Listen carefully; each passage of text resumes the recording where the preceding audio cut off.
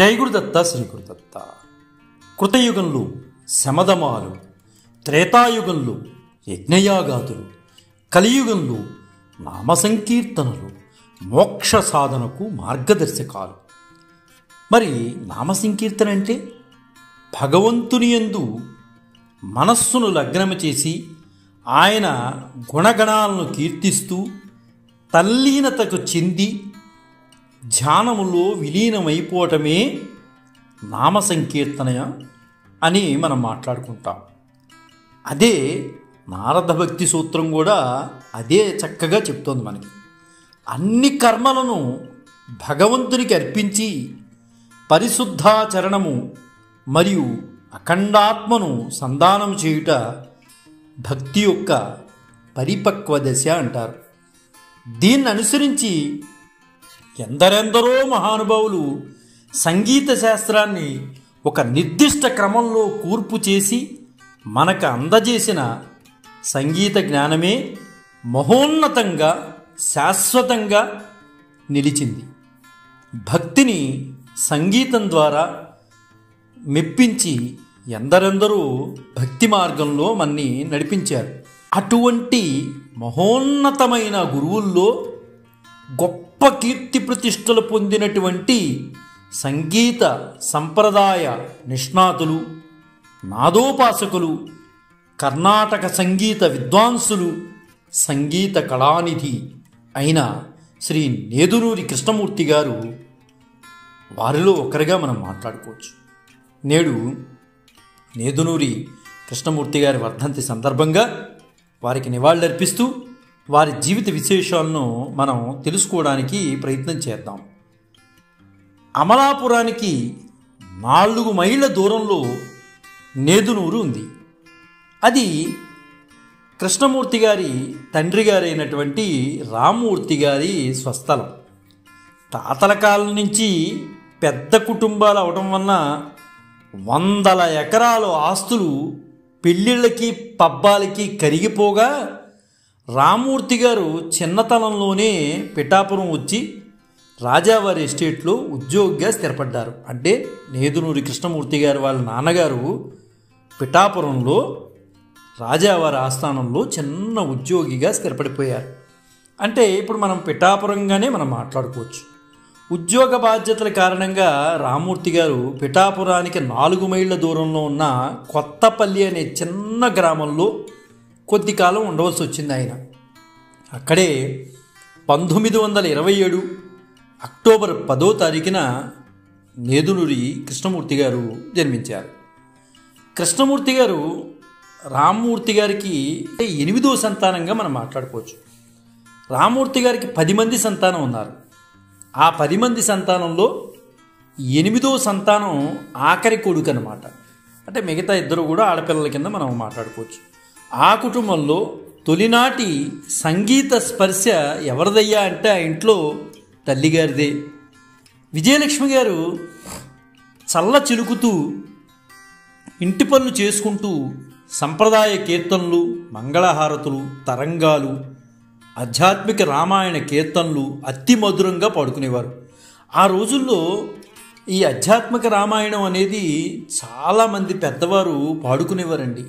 దురదృష్టం ఏంటంటే అదంటే ఏంటో ఇప్పుడు తెలియనటువంటి పరిస్థితుల్లోకి మనం వచ్చేసాం. పూర్వీకులందరూ కూడా ఆధ్యాత్మిక రామాయణం అనేది నోటికి వచ్చేది, అందరికీ కూడా చక్కగా పాడుతూ ఉండేవారు.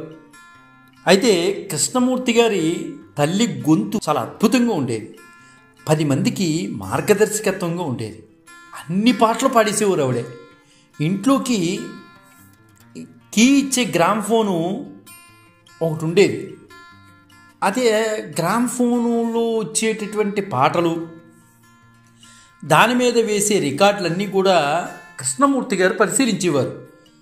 పరిశీలించి వాళ్ళ అమ్మగారు పాడుతుంటే ఆయన కూడా పక్క నుండి ఆయన గొంతులు కూడా ఆ పాటలు ప్రతిధ్వనించేవి.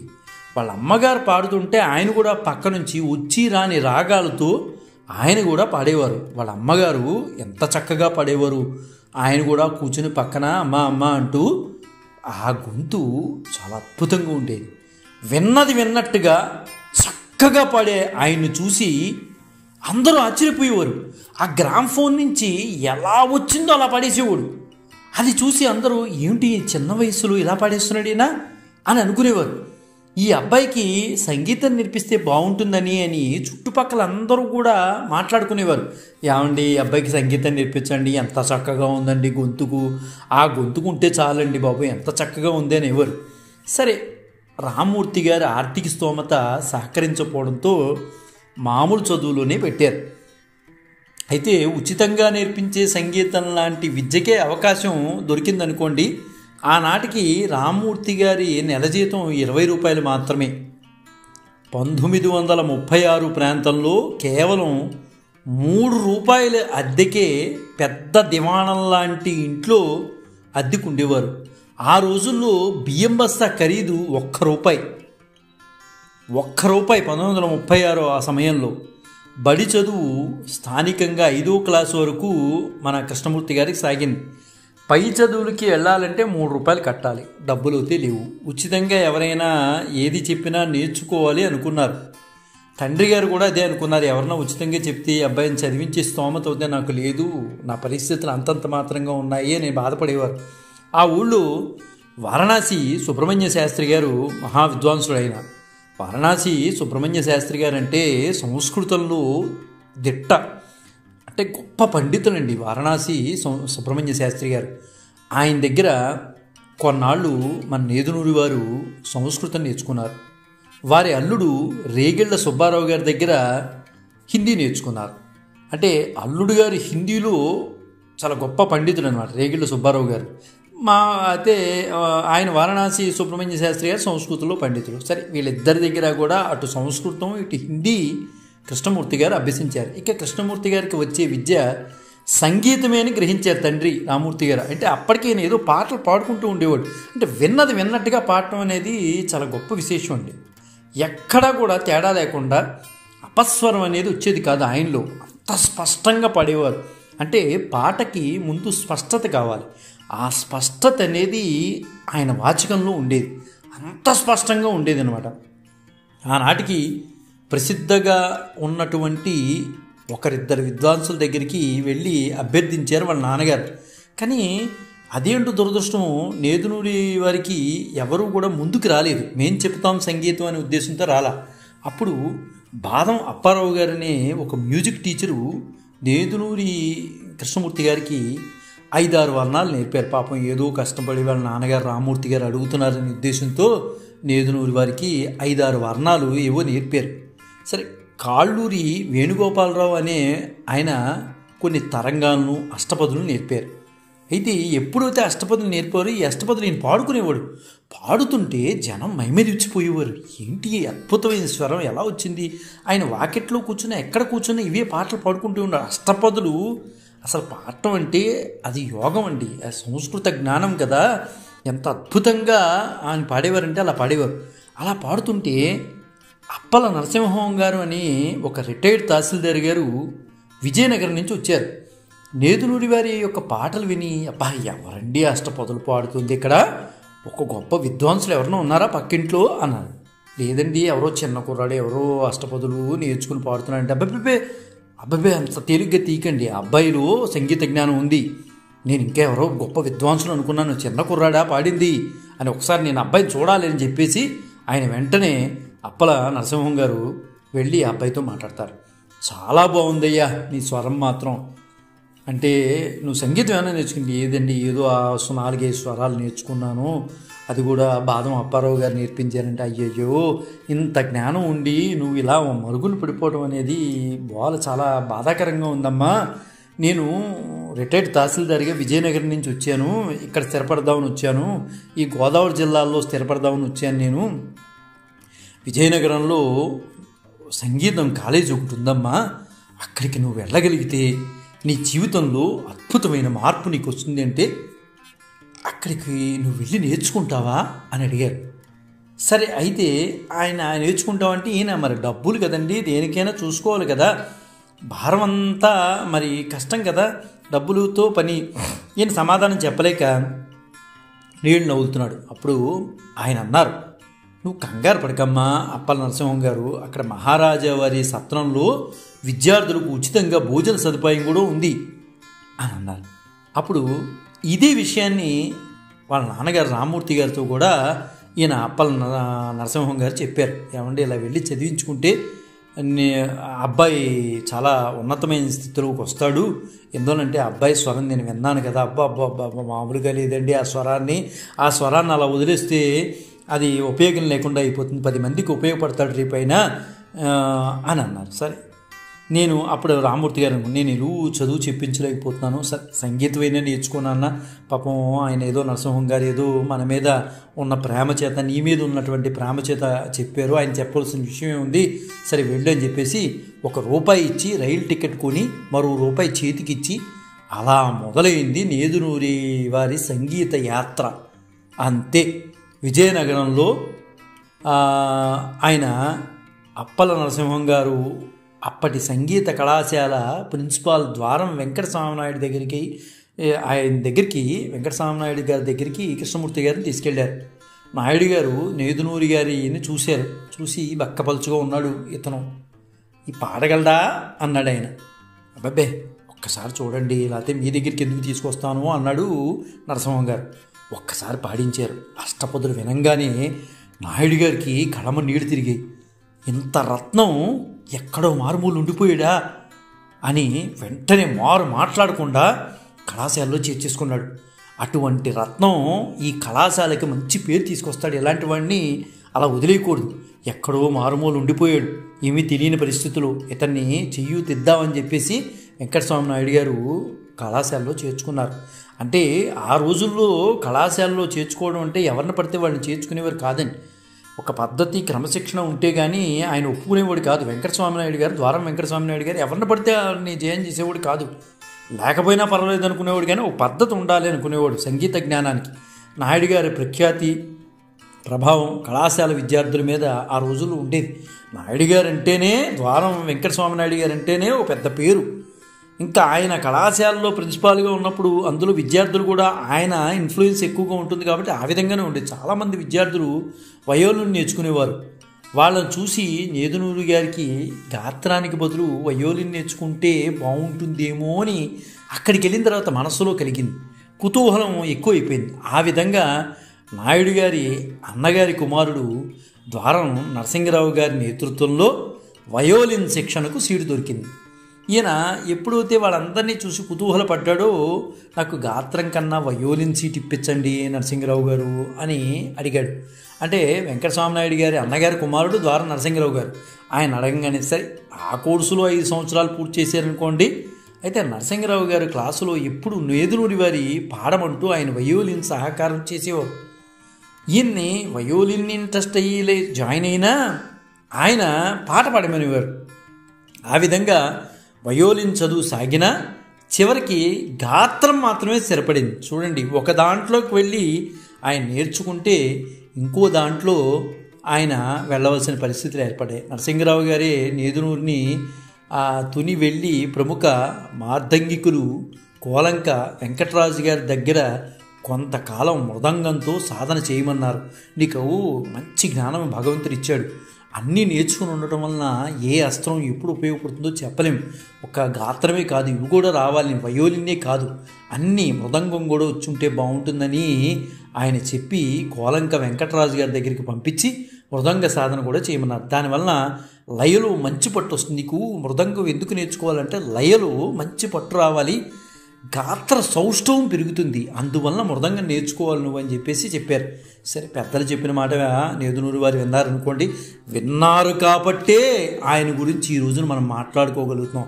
వీరు చెప్పేది ఏముందిలే అనే పద్ధతిలో ఆయన ఉంటే ఈ రోజున నేదునూరి కృష్ణమూర్తి గారి గురించి మాట్లాడుకునేటటువంటి అవకాశం కూడా మనకు ఉండేది కాదు. ఎంత వినయశీలంటే ఆయన ఎవరు చెప్పినా చేస్తారు, మంచి ఎక్కడున్నా తీసుకునేవారు. విజయనగరంలో ఉన్న 5 సంవత్సరాలు కృష్ణమూర్తి గారికి తండ్రి ప్రతి నెల ₹1 పంపేవారు. కానీ అది ఆయన కాఫీ ఖర్చులకే సరిపోయేది. ఇడ్లీ తినాలంటే మరో ₹1 కావాలి, కానీ తండ్రి గారు పంపలేనటువంటి పరిస్థితి. అయితే మహారాజా వారి సత్రంలో మొదటి విడత భోజనాలు సంస్కృత పాఠశాల, ఇంగ్లీష్ పాఠశాల విద్యార్థులు తిరిగి వెళ్ళిపోయేవారు. 10 గంటల విడతకు మిగులు భోజనమే దక్కేది. క్రమంగా ఆరోగ్యం దెబ్బతింది దీనికి. అంటే సరైన సమయంలో, అంటే అక్కడ ఉన్నటువంటి సంస్కృత పాఠశాల మిగతా ఇతర పాఠశాల విద్యార్థులు వచ్చి తినేది తెలిపేవారు. ఎప్పుడో 10ంటికి మిగులు భోజనం వాళ్ళందరూ వదిలేయంగా ఏదైతే ఉందో అదే తినేవారు. ఈయన పాపం ఏం చేయలేని పరిస్థితి. ఒకసారి సెలవుకి ఇంటికి వచ్చేసరికి ఒక్కసారి నేదునూరి వారిని తల్లిదండ్రులు చూసేటప్పటికి ఒక్కసారి కళ్ళమ్మ నీళ్ళు తిరిగే రామ్మూర్తి గారి వారికి. ఎందువల్లంటే తల్లి తండ్రి దగ్గర పిల్లలు పెరగడం వేరు, ఎక్కడికో వెళ్ళి పెరగడం వేరు. ఒక్కసారి చూడంగానే తల్లి మనస్సు కరిగిపోయి ఈ నాన్న ఇలా నల్లపడిపోయి నాన్న అసలు నిన్ను పోల్చుకోలేకపోతున్నావు, వద్దు నాన్న వచ్చేసి ఇక్కడే ఉంది కానీ నువ్వు వద్దు అని అన్నారు. సరే తల్లిదండ్రులు ఒక్కసారి కళ్ళమ్మ నీళ్ళు పెట్టుకున్నారు. తునిలు వెంకటరాజు గారి పాఠంతో లయబద్ధంగా పాఠం ఆయనకు వచ్చేసింది. ఎప్పుడైతే ఆయన సలహా ఇచ్చారో నువ్వు అది నేర్చుకుంటే లయబద్ధంగా పాఠం వస్తుందని చెప్పారు. అక్కడ నేర్చుకోవడం వల్ల ఆయనకు వచ్చింది. ఇంకా కచేరీ ప్రణాళిక వంట పట్టేసింది ఆయనకి. ఎప్పుడు లయబద్ధంగా పాఠం వచ్చిందో కచేరీకి వెళ్ళిపోవచ్చు. ఒక నెల తర్ఫీదు తీసుకున్నారు.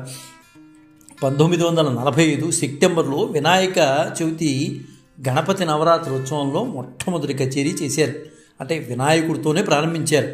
కోలంక వారు మృదంగ సహకారం, నరసింగరావు గారు వయోలిన్ను, వాతాపి గణపతిం భజే అనే దీక్షితార్ కీర్తనతో సభికుల ముందు గళం విప్పారు మన నేదునూరి మాస్టర్. మరునాడే ద్వితీయ విఘ్నం లేకుండా కాకినాడ శ్రీ రామ సమాజంలో కచేరీ. ఈసారి పేరి సుబ్బారావు గారు, అంటే కాకినాడలో పేరు సుబ్బారావు గారు తెలియనటువంటి వారు ఉండరండి, మృదంగ సహకారం, ఆయన సహకారం తీసుకుని ఆ కచేరీకి పారితోషికం అయితే 25 రూపాయలు వచ్చినాయి. పెద్ద ఆదాయం ఆ రోజుల్లో. 25 రూపాయలు అంటే పెద్ద ఆదాయం. అయితే అప్పటికి రామ్మూర్తి గారు ఉద్యోగ విరమణ కూడా చేశారు. దాంతో 18వ ఏటనే కుటుంబ బాధ్యతలు నేదునూరి కృష్ణమూర్తి గారికి సంక్రమించాయనే చెప్పుకోవాలి. అప్పటి నుంచి తణుకు, రాజమండ్రి వంటి పట్టణాల్లో కచేరీలు సాగాయి. రాజమండ్రిలో ఎక్కువ ఆదరణ పొందారండి. రాజమహేంద్రవరం ఒక గొప్ప ఇలాంటి కళలకి కాణాచి లాంటిదండి. అందువలన రాజమహేంద్రవరంలో ఎక్కువ పేరు ప్రఖ్యాతులు వచ్చినాయి ఆయనకి. విన్నవారు దక్షిణాది బాణి బాగా లొంగింది ఈయనకి అని ఆశ్చర్యపోయేవారు. దక్షిణాది బాణి వచ్చేసిందండోయ్ అని అనుకునేవారు. 1947లో మద్రాసు ఆల్ ఇండియా రేడియోలో కచేరీ చేశారు. ఆ నోట ఈ నోట వెళ్ళిపోయి ఆల్ ఇండియా రేడియో వరకు వెళ్ళిపోయి ఆయన కచేరీలు కూడా చేసేవారు. అప్పట్లో రేడియో స్టేషన్ ఎగ్మూర్లో ఉండేది. ఆ కచేరీకి ఎస్విఎస్ నారాయణన్ అనే మృదంగ విద్వాంసుడు విని ఎంతో ఆనందించారు. అప్ప ఏం స్వరవండి అంది, ఇలాంటి వాడు పైకి వస్తే ఎంతమందికి ఆధారం ఉంటాడు, ఈయన్ని చూసి ఎంతమంది నేర్చుకుని వస్తారు సంగీతం అని అనుకునేవారు. కృష్ణమూర్తి గారు ఫోన్ చేసి కేరళలో కచేరీ చేస్తారా అని అడిగారు. కృష్ణమూర్తి గారికి ఫోన్ చేసి ఆయన ఆ వరుస కేరళలో జైత్ర యాత్ర సాగింది ఆయనకి. ఇంకా అలా ఒక పేరు ప్రఖ్యాతి వచ్చిందంటే అలా వెళ్ళిపోతుందండి. సబ్జెక్ట్ ఎప్పుడైతే ఎన్నో మంచి కమాండింగ్ ఉందో ఇంకా ఆగలేదు. ఆయన స్వరం అలాగే ఉంటుంది. 4 ఏళ్ల పాటు నరసింగరావు గారు, కోలంకి వెంకటరాజులు గారు వాద్య సహకారంతో తనదైన మనోధర్మంతో రసజ్ఞలను అలరారించారు మన నేదునూరి మాస్టర్. అయితే అప్పుడు ఒక సంఘటన జరిగిందండి. నూకల చిన్న సత్యనారాయణ గారు పాడిన ఒక కీర్తనను అనుకోకుండా కృష్ణమూర్తి గారు వినడం తటస్థించింది. వినగానే ఆ ధోరణి తనకు అలవడి బాణీ కట్టితే బాగుంటుందేమో అని అనిపించింది. అప్పటి నుంచి ఆ బాణీని అలవర్చుకుని ఆసక్తి పెరిగింది. ఆరాటము ఆయనలో ప్రారంభమైంది. అంటే ఎవరో ఒకళ్ళని ఒక ఆదర్శప్రాయంగా తీసుకోవాలి. అలా తీసుకోవడంలో నూకల చిన్న సత్యనారాయణ గారి యొక్క కీర్తనలు ఆయన ఎలా అయితే బాణీలు కట్టాడు ఆ విధంగా వెళ్ళటం అనేది ఆయనకు అనిపించింది. అయితే ఎవరు నేర్పారు ఆ కీర్తన అంటే ఆ కీర్తన నేర్పినవాడు మామూలు వాడు కాదండి. ఆయన మహానుభావుడు డాక్టర్ శ్రీపాద పినాకపాణి గారు. అప్పటికే ద్వార నరసింగరావు గారు పినాకపాణి గారితో నేదునూరి గారి గురించి మాట్లాడారు. మీ దగ్గర నేర్చుకుంటే ఇంకా బాగా వస్తుందండి అని. ఈలోగా మరో సంఘటన జరిగింది. 1948లో విశాఖపట్నంలో విజయ త్యాగరాజ సంగీత సభ త్యాగరాయ కీర్తనల పోటీ నిర్వహించింది. డాక్టర్ శ్రీపాద పినాకపాణి గారు, బ్రహ్మయ్య శాస్త్రి గారు, డాక్టర్ సింగరి గారుల నేతృత్వంలో ఆ పోటీలకు న్యాయ నిర్ణేత పినాకపాణి గారు అని చెప్పుకోవాలి. ఆ పోటీల్లో నేదునూరి కృష్ణమూర్తి గారు స్వర్ణ పథకాన్ని గెలుచుకున్నారు. పినాకపాణి గారి చేతుల మీదుగా ఆ పథకాన్ని పొందారు మన నేదునూరి మాస్టర్. అంతేనండి, ఏ సమయంలో పినాకపాణి గారిని కలిశారో మన నేదునూరి మాస్టారు అప్పటి నుంచి గురుభావంతో ఏనాడు కూడా మహానుభావుడిని వదలలేదండి. ఆయన మంచం మీద పడుకుని పినాకపాణి గారు స్వరాలు చెప్తుంటే అలా కూర్చుని ఆయన కూడా ఆ బాణీలు కట్టేవాడండి ఈ మన నేదునూరి మాస్టర్. ఎంత గొప్ప విశేషం అంటే ఆ రిలేషను ఆయన చనిపోయే వరకు కూడా అలా వెళుతూనే ఉంది. ఆ పథకమే కాదండి, ఆ బంగారు పథకమే కాదు, నాకు మీ దగ్గర విద్య కావాలి అని పినాకపాణి గారితో మన నేదునూరి మాస్టర్ ఆ రోజున అన్నారు. ఏమండి, నాకు బంగారు పథకం చాలా చిన్నదైపోతుంది, వద్దు, మీ దగ్గర నేర్చుకుంటే అది బంగారం కన్నా విలువ ఎక్కువ అంటే మురిసిపోయారు పినాకపాణి గారు. తప్పక రమ్మన్నారు. అదే అండి గురు శిష్యుల యొక్క అనుబంధం అలా ఉండాలి. గురువుని విమర్శ చేస్తూ గురువులు తప్పులు ఎతకడం ఇలాంటివి సహజమైపోయి ఈ రోజుల్లో. కానీ అలా అనుకునేవారు కాదు నేదునూరి మాస్టర్. డాక్టర్ గారితో బజారుకి వెళ్ళినప్పుడు రిక్షా ఎక్కగానే రాగం మొదలుపెట్టేవారు. ఇంటికి 3 వస్తువులు కావాలంటే తీరా సంగీతంలో పడిపోయి 2 వస్తువులే తీసుకొచ్చేవారు. అంటే వీళ్ళిద్దరి మధ్యన అలా ఉండేదండి. పినాకపాణి గారితో ఎప్పుడు వెళ్ళినా ఇదే పరిస్థితి. ఆ రాగాల్లో పడిపోయారు. ఇంట్లో కావాల్సినవి ఏదో తెమ్మనేవారు, అందులో 1 2 మర్చిపోయేవాళ్ళు. ఆ రాగ ప్రవాహం మరెవ్వరికీ రాదండి. గురువుగారి ప్రతిభా పాఠవాలను తలుచుకుంటూ ఉండేవారు. అబ్బాబ్బాబ్బా, మా గురువుగారు మామూలు సామాన్యులైన వాడు కాదండి, ఆయన ఆయనకి ఏదో పూర్వజన్మ వాసనాఫలం వల్ల వచ్చింది, అయితే గుర్తించేవాడు లేక అలా అయిపోయారు మాస్టర్. కానీ పినాకపాణి గారు అంటే మామూలు వాడు కాదు అనుకునేవాడు నేదునూరి మాస్టర్. ఆయన పాట వినడమే ఒక పాఠం. శంకరాభరణం, తోడి, కాంబోజీ వంటి ఘనరాగాలే కాక బేగడ, సురటి, రీతిగౌడ వంటి రాగాలు ఆ గొంతుతో సుడులు తిరిగిపోయేవండి. అదొక అద్భుతమైన గంగా ప్రవాహంలాగా వెళ్ళిపోయింది. ఆయన మనోధర్మంలోని అమూల్యమైన అంశాలు కృతి పాఠాన్ని సాధ్యమైనంత వరకు అలవరుచుకున్నారు. కృతి పాఠాంతరాన్ని కృతి తిట్ట అంటారు. సంగీత స్వరూపాన్ని ఆయనదైన బాణి పట్టుకునే ప్రయత్నం చేశారు మన నేదునూరి మాస్టర్. వారి దగ్గర చేరిన నెల రోజులకే పినాకపాణి గారికి విశాఖపట్నం నుంచి కర్నూలుకు బదిలీ అయింది. వారితో నేదునూరి మాస్టర్ కూడా వెళ్ళిపోయారు, కర్నూలు వెళ్ళిపోయారు. ఎందువల్లంటే మాస్టర్ ఎక్కడ ఉంటే అక్కడే అనుకునేవాడైన. ఎందువల్లంటే పినాకపాణి గారు నిజంగా స్వరభిక్ష పెట్టారు అనుకునేవాడైన. నేదునూరి మాస్టర్ కూడా కర్నూలు బయలుదేరిపోయారు. సరే, డాక్టర్ గారు అంటే మన పినాకపాణి గారు రిక్షాలో బయలుదేరి సంసారానికి సామాన్లు కొనుక్కునేవాళ్ళు. రిక్షాలో పాఠం, నరసింగరావుపేటలో ఇల్లు, ఆసుపత్రికి వెళ్ళినప్పుడు తప్పక పినాకపాణి గారు పాట వినిపిస్తూ ఉండేవారు. గురువుగారు కొన్ని ప్రత్యేక కృతులను పాఠం ద్వారా చెప్పేవారు. తన బాణీలో ప్రత్యేకతలు నేర్చుకోమని ఆ కృతులను ప్రారంభించారు. ఆ పద్ధతిలో మెళకువలు ఎక్కువ ముందు నేర్చుకోండి అనేవారు. మీరు మెళకువలు నేర్చుకోండి అనేవారు. కొంతకాలం నేదునూరి గారు గందరగోళంలో పడ్డారు. తనకి లొంగిన బాణీ పోతోంది, గురువుగారికి లొంగడం లేదు, ఇది తికమక, కానీ పట్టు వదలలేదైనా. క్రమంగా గురువుగారి ప్రపంచంలోకి వెసులుబాటు దొరికింది. అంతే, నేదునూరి గారికి దక్షిణాది సంగీత విద్వాంసులను మురిపించే స్థాయికి కుదిరిపోయింది. మొదట్లో ఆయనతో కొంచెం ఇబ్బంది పడినా తర్వాత ఆయన సహచర్యం వల్ల ఎక్కువ స్థాయిలో నేర్చుకున్నారు. 1951లో ప్రముఖ విద్వాంసులు జిఎన్ బాలసుబ్రహ్మణ్యం మద్రాసులో మ్యూజిక్ అకాడమీ ఉత్సవాల్లో నేదునూరి మాస్టర్ పాడటానికి సిఫార్సు చేశారు. ఆ సంవత్సరం వైద్యనాథన్ భాగవతార్ అకాడమీ సభలకు అధ్యక్షులు ఆయన. కచేరీలు మైలాపురం పిఎస్ స్కూల్ ఆడిటోరియంలో సాగేవి. మధ్యాహ్నం 2:30కి కచేరీ. పెద్దలంతా సభలో ఉన్నారు. మర్నాడు లాల్గుడి జయరామన్ గారు ఎదురుపడ్డారు. కృష్ణమూర్తి, నిన్న మీ కచేరీ విన్నాను, చాలా బాగా నచ్చింది, ఇక మీరు కచేరీలన్నిటికీ నేనే వాయిస్తానన్నారు. అసలు అలాంటి వారు అంటే లాల్గుడి జయరామన్ గారు లాంటి మహానుభావుడు ఆ కచేరీలకి నేను వాయిస్తాను అంటమేంటి అని నేను ఆశ్చర్యపోయాడు. 1951-52 సంవత్సరాల పాటు నిరాటంకంగా వరుసగా తప్పకుండా ప్రతి 7 మ్యూజిక్ అకాడమీ సంగీత వారోత్సవాల్లో కచేరీ చేసేవారు మన మాస్టర్. 2010లో 55వ సంవత్సరపు ఆఖరి కచేరీ చేశారు.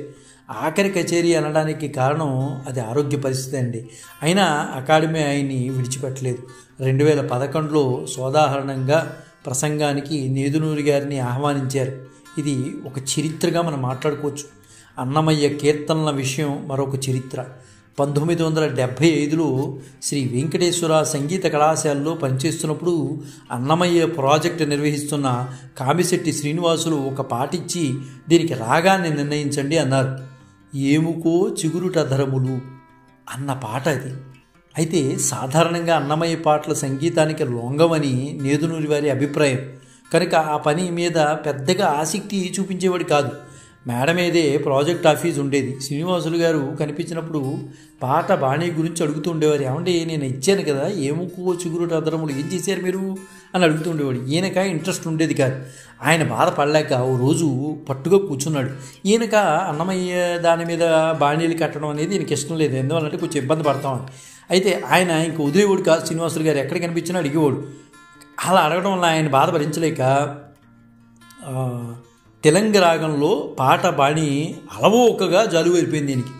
నేదునూరి గారు ఆ స్థాయి చూసి ఎంత ఆశ్చర్యపోయారంటే వాళ్ళు ఆ తర్వాత అన్నమయ్య కీర్తన చేత పట్టుకుని స్వామినే తలుచుకునేవారు. స్వామి, ఆ పాటకి నాకు ఏ రాగం తలపిస్తావు అని రాగము ఛాయ మనసులో కలుగుతుంది. ఎన్ని పాటలు ఇవాళ సంగీత ప్రపంచంలో ఎందరో ఆర్ద్రంగా ఆలపించే ఎన్నో అన్నమయ్య కృతులు వారి బాణీలోనే వెలువడ్డాయి. ఒక పరి నానాటి బ్రతుకు ముద్దుగారే యశోద భావములోనూ పలుకు తేనెల తల్లి చేరి యశోదకి, ఇవన్నీ అన్నమయ్య పద సంపదలో నేదునూరి వారు సృష్టించినటువంటి మధుర కల్పనలుగా మనం మాట్లాడుకోవచ్చు. మొట్టమొదటి కీర్తన ఏముకో చిగురుటదరములు కీర్తన ఎంతమంది గాయకులు పాడినా ఇప్పటికీ తెలుగులోనే పాడతారు. ఎవరు రాగాన్ని మార్చే ప్రయత్నం, ఆ సాహసం అనే మాట అనొచ్చు, ఆ సాహసం కూడా చేయలేదు. నేదునూరి వారు సికింద్రాబాద్ సంగీత కళాశాల ప్రిన్సిపాల్గా ఉన్నప్పుడు మరిచిపోలేని ఒక సంఘటన జరిగిందండి. ఆర్థిక శాఖ సెక్రటరీ ఎన్ రమేషన్ ఒకరోజు ఫోన్ చేసి నేదునూరి మాస్టర్తో మీరు అర్జెంటుగా బయలుదేరి మద్రాసు వెళ్ళాలి అన్నారు. ఆయన ఆశ్చర్యపడి ఈయన మొహమాటస్తుడండి, ఎవరి దగ్గర కూడా కాదు అని చెప్పలేడు. ఎంఎస్ సుబ్బలక్ష్మి గారి అన్నమయ్య కీర్తనలు నేర్పాలండి, మీరు వెళ్ళాలి మీరు అర్జెంటుగా అన్నాడు. సరే ఇంకా కాదనలేక అలాగే అన్నాడు. సరే తీరా సుబ్బలక్ష్మి గారి దగ్గరికి వెళ్ళేసరికి సెమ్మంగుడి శ్రీనివాస్ అయ్యర్ ఆమెకి పాఠం చెప్తున్నారు. సెమ్మంగుడి ప్రఖ్యాత గాయకులండి. ఆయన తన గురువు పినాకపాణి గారికి ఆయన అభిమాన గాయకులుగా మనం మాట్లాడుకోవచ్చు. ఆయన పాఠం అయ్యాక సుబ్బలక్ష్మి గారు 2-3 అన్నమయ్య కీర్తనలు పాడమన్నారు. తీరా విని అన్నీ బాగున్నాయి కానీ ఎక్కువ కీర్తనలు నేర్చుకునే వ్యవధి లేదంటూ ఒక పరి మాత్రం నేర్చుకుని మరికొన్ని కీర్తనలు రికార్డు ఇచ్చారు నేదునూరి వారు. అంటే మరో సందర్భంలో ఎంఎస్ సుబ్బలక్ష్మి గారి ఇంట్లో భోజనం చేస్తుండగా ఆమె అన్నారు, ఏమండి కృష్ణమూర్తి గారు, నానాటి బతుకు నాటకము అన్న ఒక్క కీర్తన బాణీకి మీకు నిజంగా సంగీత కళానిధి సత్కారం జరగాలంటే జరిగి తీరాల్సింది. ఇవాళ కాకపోతే రేపైనా నేను చెప్తున్నాను, ఈ అన్నం పెడుతూ చెప్తున్నాను, మీకు సంగీత కళానిధి ఖచ్చితంగా వచ్చి తీరుతుందని. ఆ మహాతల్లి ఏ నోటితో అందో తెలియదు కానీ ఆ మహానుభావురాలు అన్న మాట నిజంగా నేదునూరి గారి విషయంలో సరైంది.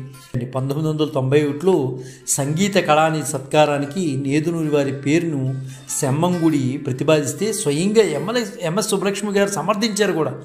అలాంటి ఘనత మరి ఎవ్వరికీ కూడా దక్కలేదండి.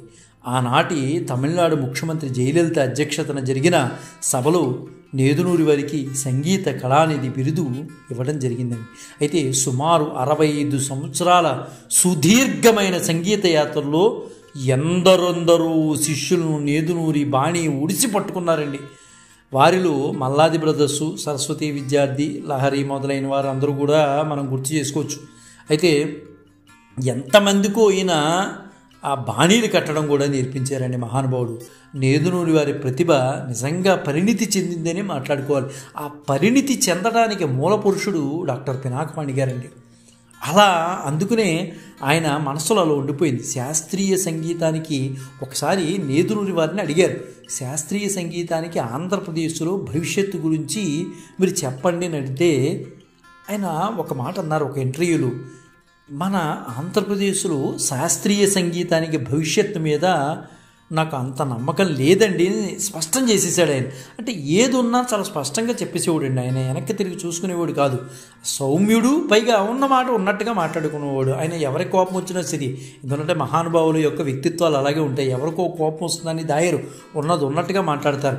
నాకైతే ఆంధ్రప్రదేశ్లో శాస్త్రీయ సంగీతానికి భవిష్యత్తు మీద నాకు అంత నమ్మకం లేదండి. ఎందుకంటే ఆంధ్రదేశంలో కచేరీలు పెట్టి పోషించి ఆదరించేవాడు చాలా చాలా చాలా చాలా తక్కువ అయిపోతున్నారు. అని అన్నాడు ఆయన. ఒకసారి కృష్ణగాన సభలో కచేరీ చేస్తుంటే కాఫీ రాగం పాడాడు ఆయన. సాధారణంగా ఆ రాగాన్ని ఎవరూ కూడా విస్తారంగా వాడరు. అయితే ఈయన ఎలాబరేట్ చేసి పాడుతున్నా ఆ పక్కన ఉన్న జయరామన్ గారు వయోలిన్ వాయిస్తున్నారు. జయరామన్ గారు అంటే అందరికీ తెలుసు, చాలా పెద్ద సంగీత కళానిధి. వోకలిస్ట్ పాడుతున్నప్పుడు పక్క వాయిద్యాలకి ఛాన్స్ ఇస్తారు కదా. నిజానికి ఆయన్ని వాయించమన్నారు ఈయన. నేను వాయించను, నువ్వే పాడేసే అన్నాడు ఆయన. నాకు ఏమీ ఆయనకి ఎదురు మాస్టర్కి ఏమీ బోధపడలా. ఆడియన్స్ కూడా తెల్లబోయి చూశారు. ఆయన వాయించమంటున్నారు, ఈయనేమో వాయించకుండా అలా కూర్చుని ఉన్నాడు. ఏమైనా కోపం వచ్చిందేమో అని మళ్ళీ నేదురు మాస్టర్ అన్నారు, ఏమండి వాయించండి ఏం పర్వాలేదు అన్నాడు. ఆయనకి ఎందుకో మరి కోపం వచ్చిందో అన్న భావంతో వచ్చేశారు. ఆడియన్స్ కూడా ఆయన ఏమైనా కష్టమైన తోచిందేమో అని చెప్పేసి ఆయన వాయించలేదు, ఈయన పాడేశాడు. పాడేసి బయటకు వచ్చేసిన తర్వాత కచేరీ అయిపోయింది. అవతరికి వచ్చి తర్వాత నేదురు మాస్టర్ అడిగారు, ఏమండి మిమ్మల్ని వాయించమంటే ఎందుకండి అంత కోపంగా ఉన్నారు, వాయించకుండా ఎందుకు ఉన్నారు అలాగా, అట్లా ఇంకా చక్కగా ఉండేది కదా అంటే అప్పుడు ఆయన అన్నారు, నేను వాయించడానికి నువ్వు ఏమీ అట్టి పెట్టావు, నాకు నువ్వు కాఫీ రాగం ఎగ్జాస్ట్ చేసావు, అంచేత నాకేమీ మిగలలేదు, అప్పుడు నేను ఇంకా వాయిస్తే బాగుండదు, అందుకనే నిన్నే పాడేయమన్నాను. అంత గొప్ప వ్యక్తి మన నేదురూరి మాస్టర్ని పొగట్టం అంటే అది జయరామన్ గారు లాంటి మహానుభావులు నేదురూరి మాస్టర్ని పొగట్టం అంటే చిన్న విషయం కాదు కదండి. నువ్వేమీ మిగల్చలేదయ్యా, అన్నీ నువ్వే పాడేసావు, ఇంక నేనేం వాయించిన అక్కడ అన్నాడు. అంత అంత గొప్ప కాంప్లిమెంట్ ఆయన జీవితంలో. ఆయన చివరి ఇంటర్వ్యూలో కూడా ఇదే చెప్పుకున్నారండి. నిజంగా ఆ కచేరీ నిర్వహించిన సెక్రటరీని పిలిచి, ఈయన చాలా గొప్ప ఆర్టిస్ట్ అవుతాడు, ఈయన రాబోయే రోజుల్లో మామూలుగా ఉండదు అని అన్నాడు. అందుకనే మాస్టర్ నేదురూరి మాస్టర్ కూడా ఆయన లైఫ్లో కూడా ఎప్పుడు మర్చిపోలేదు, ఎక్కడ ఇంటర్వ్యూ ఇచ్చినా ఈ మాట చెప్పేవాడండి. తర్వాత శృతి మ్యాగజైన్ వాళ్ళు ఇదంతా వర్ణిస్తూ కార్టూన్ కూడా వేశారండి. ఆ రోజుల్లో కాఫీ అంతా ఫ్లాస్క్లో ఉండవలసింది, ఉండకుండా ఖాళీ అయిపోయింది, ఇంకేం మిగిలిందన్నమాట అనేది ఆ వ్యంగ్యంగా చూపిస్తూ ఆ బొమ్మ కూడా వేశారండి.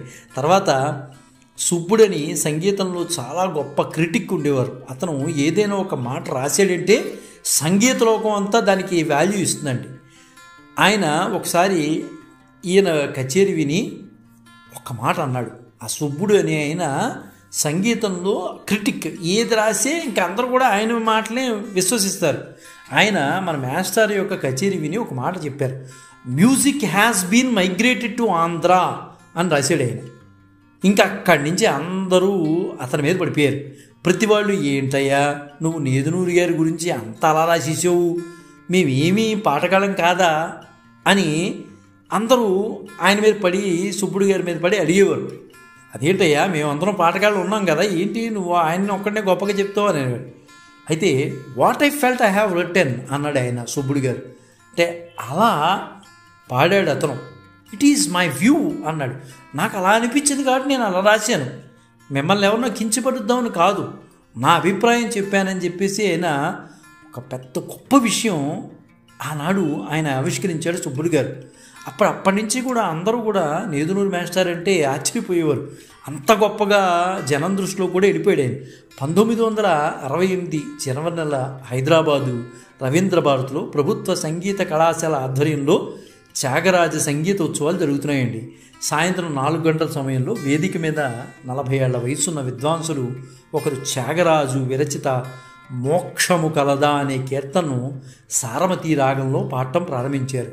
ప్రఖ్యాత వయోలిన్ విద్వాంసులు శ్రీ ఎం చంద్రశేఖరన్, మృదంగ విద్వాంసులు శ్రీ దండమూడి రామ్మోహన్ రావు గారు కూడా సహకరిస్తుంటే నేదునూరి కృష్ణమూర్తి అనే విద్వాంసుడు ఆలపించిన కీర్తనకు అసలు సభాస్థలి అంతా కూడా, ఆ సభామందిరం అంతా కూడా కిక్కిరిసిపోయిందండి. యావత్ అందరూ అక్కడ ఉన్న వాళ్ళందరూ అదో రకమైన తన్మయ స్థితిలోకి తెలిపారు. త్యాగరాజస్వామి వారు ఎంతటి ఆర్తితో ఆ కీర్తన రాశారో తెలియదు, కానీ అంత ఆర్తితోనూ నేదునూరి మాస్టర్ పాడారండి. కృష్ణమూర్తి గారి స్వరంలో తొణికిసలాడింది. ఆ ఆర్తి అనేది తొణికిసలాడింది. అద్భుతమైన ఆలాపన, స్వరకల్పన సంగీత ప్రియులను సమ్మోహితం చేసేయండి. సుమారు 45 నిమిషాల పాటు రవీంద్ర భారతి ఆడిటోరియంలో నేదునూరు మాస్టర్ వారి సంగీత లహరి నిజంగా అది వింటున్న వాళ్ళు మైమరిచిపోయారు. వయోలిన్తో ఆయనకి సహకరించిన చంద్రశేఖరన్ గారు తమిళవాడండి. అయినా నేదునూరు వారి సంగీతామృతం సేవించి ఆయన కూడా ఒక పరవశంలోకి వెళ్ళిపోయాడు. ఆయన కూడా ఆ చంద్రశేఖరన్ గారు కూడా వెళ్ళిపోయాడు. ఆ మాధుర్య మత్తులోంచి బయటపడి ఆడిటోరియం బయటకు వచ్చి చంద్రశేఖరన్ గారు అన్నారు, తమిళ్లో వెలిపించాడు, ఒక అభిప్రాయం చెప్పాడు. దాన్ని దండమూరి వారు తెలుగులో చెప్పారనుకోండి, ఆయన తమిళ్లో చెప్పిన విషయాన్ని చంద్రశేఖరన్ గారు ఏమన్నారట, నా జీవితం నిజంగా ఎన్నో పాటలకి నేను చేశాను, కానీ నా జీవితం ధన్యమైపోయింది. ఇంత గొప్ప సంగీతాన్ని పక్కన కూర్చుని వినే భాగ్యం నాకు కలిగింది. నేదునూరు వారి వంటి సంగీత కళానిధి జీవించిన కాలంలో సమకాలికుడుగా నేను ఉండటం నా అదృష్టం, నన్ను వరించింది అని ఈ భాగ్యాన్ని నన్ను నేనే అభినందించుకుంటున్నానని చంద్రశేఖరన్ గారు నోటి నుంచి సంగీత కళానిధి అనే పదం రావడం యాదృచ్ఛికమైందా, మరి ఎమ్మ సుబ్బలక్ష్మి గారి దగ్గర నుంచి వచ్చిందో, ఈ చంద్రశేఖరన్ గారి మహానుభావుల నోటి నుంచి వచ్చిందో తెలియదు, కానీ ఆ తర్వాత రోజుల్లో అది నిజమైంది. సంగీత కళానిధి బిరుదు ఆయన సత్కరించింది. అయితే సంగీతంలో విశిష్ట సేవ చేసిన వారికి చెన్నై సంగీత అకాడమీ ఏటా పురస్కారాలు ఇస్తూ ఉంటారు. అందులో సంగీత కళానిధి. ప్రతి సంగీత విద్వాంసుడు దాన్ని పద్మ పురస్కారం కన్నా మిన్నగా భావిస్తారండి. అలాంటి పురస్కారం మన నేదునూరు మాస్టర్ని వరించిందండి. తమిళ సంగీత విద్వాంసులు సైతం నేదునూరు వారికి ఈ పురస్కారం లభించడం పట్ల అందరూ హర్షామోదాలు వ్యక్తం చేశారు. మహానుభావుడండి. ఒక్కసారి మనం కూడా ఆయన పాట గనక వింటే ఆ 15 నిమిషాలు 20 నిమిషాలు తన్మయంలోకి వెళ్ళిపోతామండి. ఏమి రాగం అండి, అసలు ఆ రాగం అందిపుచ్చుకుంటే అసలు మైమరిచిపోతాం మనం. ఆయన ఘంటసాల మాస్టర్ గురించి ఒక మాట అన్నారండి నేదునూరు మాస్టర్. ఘంటసాల మాస్టర్ లాంటి వారు పుట్టడం అది తెలుగువారి అదృష్టం. అలాంటి స్వరం నేను ఎక్కడ చూడలే. అంటే ఇలాంటి వాళ్ళు చెప్పిందే నిజమైందండి. ఘంటసాల మాస్టారు అసలు ఆ స్వరం ఏదో కొన్ని పూర్వజన్మ సుకృతం వల్ల ఆయనకి అలాంటి స్వరం వచ్చింది అంతే. ఆయన నేదునూరు మాస్టర్ లాంటి వారు ఘంటసాల మాస్టర్ని పొగిడారన్నమాట. అయితే ఈయన ప్రసంగాలు అంతగా చేయలేడండి. మరో విశేషం ఏంటంటే ఆయన పురస్కారం అందుకున్న తర్వాత ప్రసంగించాల్సి వచ్చినప్పుడు నేదునూరు వారికి చిన్న ఇబ్బంది ఎదురైంది. ఎందువల్లంటే స్టేజ్ మీద ఆంగ్లంలో ప్రవేశించగల ప్రావీణ్యత మన మాస్టర్కి లేదు. ఇంగ్లీషు ప్రసంగాన్ని అండవిల్లి మాస్టర్ తయారు చేసి ఇచ్చారు. చెన్నై మ్యూజికల్ అకాడమీలో అనేక మంది సంగీత ఘనపాఠుల సమక్షంలో నేదునూరు వారికి సంగీత కళానిధి పురస్కారం జరిగినప్పుడు ఆయన ఇంగ్లీష్లోనే మాట్లాడారు. ఆ అకాడమీలో కృష్ణమూర్తి గారికి ఒక రికార్డు ఉందండి. ఏటా డిసెంబర్ నెలలో జరిగే సంగీత ఉత్సవాల్లో 1951 నుంచి క్రమం తప్పకుండా సుమారు 65 ఏళ్ల పాటు కచేరీ చేస్తూ ఉన్న ఘనత మన నేదునూరు మాస్టర్కి వచ్చిందండి. మొదటి వరుసలో అప్పటి వరకు కళానిధి పురస్కారం పొందినవారు ఆశీనులై ఉంటారు. వారి సమక్షంలో దేశం నలుమూలల నుంచి వచ్చే వేలాది మంది సంగీత ప్రియులు వరుసగా కొన్ని రోజుల పాటు సంగీతాంబుదిలో ఓల్లాడుతూ ఉంటారు. నగరంలోని హోటళ్ళన్నీ సంగీత అభిమానులతో నిండిపోతాయి. దీన్ని చెన్నై మ్యూజిక్ సీజన్ అంటారు. తమిళనాట కూడా కృష్ణమూర్తి గారికి పెద్ద సంఖ్యలో అభిమానులు ఉన్నారండి. అప్పట్లో చాలామంది అభిమానులు ఏమండి మీరు చెన్నై వచ్చేయండి అని అభిమానులు గోల్ చేసేవారు. అయితే ఆయన మీద ఎంతో ఒత్తిడి కూడా తీసుకొచ్చారు. ఆయన మాత్రం తాను సంగీత పాఠాలు నేర్చుకున్నది ఉత్తరాంధ్రలోనే, నా శేష జీవితం కూడా ఉత్తరాంధ్రలోనే గడపాలని ఆ ఉత్తరాంధ్రలో మేజర్ పార్ట్ అయినటువంటి విశాఖపట్నాన్ని ఆయన ఎన్నుకున్నారండి. విశాఖపట్నంలో మువ్వలవాని పాలెంలో ఆయన నిర్మించుకున్న గృహం, అందులోనే ఆయన ఉండేవారు. ఎంతమంది ఇబ్బంది పెట్టి చెన్నై వచ్చేయండి మీకు ఇవ్విస్తామన్నా ఆయన లక్ష్య పెట్టేవాడు కాదు. నాకు భిక్ష పెట్టింది ఉత్తరాంధ్ర కాబట్టి ఉత్తరాంధ్రలోనే ఉంటాను. ముఖ్యంగా విశాఖపట్నం మువ్వలవాని పాలెంలో ఉండేవాడు ఆయన. అయితే ఆయన గృహం నిజానికి ఒక సంగీత నిలయం అండి. ప్రతిరోజు నిత్య విద్యార్థులుగా ఆయన తంబూరా పట్టుకుని సంగీత సాధన చేస్తూ ఉండేవాడండి. అది చూసిన వాళ్ళకి నిజంగా ఒక సంగీత సరస్వతి ఎదురుకుండా వచ్చి కూర్చుని వాయిస్తోందేమో అనుకునేవారు. నిరంతర విద్యార్థిని అన్నట్టు ఆయన అలా కూర్చుని సాధన చేసుకునేవాడు. ఈ మహా విద్వాంసుడు, ఇంత గొప్ప మహానుభావుడు అనారోగ్యంతో బాధపడుతూ ఆయన 87 సంవత్సరాల వరకు బతికారండి. 87 ఏట సరిగ్గా ఇదే తేదీ 8/12/2014 సంవత్సరంలో విశాఖపట్నంలో ఒక ప్రైవేట్ ఆసుపత్రిలో నేదునూరి మాస్టారు మరణించారండి. కర్ణాటక సంగీతంలో తూర్పు కనుమలు బాగా విస్తరించిన మేరు పర్వతాలు నిజంగా తక్కువే అని చెప్పాలి. సంఖ్యలో తక్కువైతేనేమి నిజంగా ఉత్తుంగ శిఖరాలే. అటువంటి ఉత్తుంగ శిఖరాల్లో నేదునూరి కృష్ణమూర్తి గారు ఒకరని మనం సగౌరవంగా మనం మాట్లాడుకోవచ్చండి. నిజంగా ఆ సంగీత శిఖరం సరిగ్గా ఇదే తేదీన, అంటే 8 సంవత్సరాలు గడిచి 9వ సంవత్సరంలోకి అడుగు పెట్టాం. 8 సంవత్సరాలు అయిపోయింది ఆయన కనుమరుగైపోయి, మాస్టర్ కనుమరుగైపోయి నేదునూరి కృష్ణమూర్తి గారు వెళ్ళిపోయిన సంగతి కొంతమంది ఈనాటి తరానికి అసలు తెలియదండి. నేదునూరి కృష్ణమూర్తి గారు అంటే ఏంటో కూడా తెలియదు. ఎందుకంటే ఆ రసజ్ఞత ఉన్నవాడికి మాస్టర్ యొక్క రుచి ఏంటో తెలుస్తుంది, ఆయన పాడినవి ఏంటనేది. సంగీత రాగజలదిలో ఎన్నో నావలు ఉంటాయి. రసికులు వాటిలో ఎన్నో ప్రయాణాలు చేస్తారు. నేదునూరి గారి సంగీత నావలు శ్రోతల ప్రయాణం ఒక అపూర్వ అనుభవం అండి. ఒక్కసారి మాస్టర్ యొక్క పాట విన్నారా ఎవ్వరూ వదిలిపెట్టరండి, అంత చక్కగా ఉంటుంది. అది కూడా ఉదయం పూట్ల మాస్టర్ యొక్క పాట పెట్టుకుని మనకి అన్ని చోట్ల దొరుకుతున్నాయి. మాస్టర్ పాట పెట్టుకుని వింటే ఎంత మనస్సు ఆనందంగా ఉంటుందంటే, ఎక్కువ బీపీ లెవెల్ ఎక్కువ ఉన్నవాడు కూడా అది వింటే ఒక్కసారి కూల్ అయిపోతాడండి. మాస్టర్లో ఉన్న గొప్ప విశేషం అది. ఎంతమంది తెలుగు సంగీతజ్ఞులు పాట విన్నా, ఎంతమంది దక్షిణాది విద్వాంసుల పాట విన్నా శ్రోతలకు ఆయన అందించిన సంగీత రక్తి పరిమళ గంధం మెదడుకి నోటికి కూడా అంటుకుంటుందండి. అది విన్న తర్వాత మనం కూడా పాడాలని ఉత్సుకత అయితే వస్తుంది. ఒక్కసారి మనం కూడా ప్రయత్నం చేస్తాం.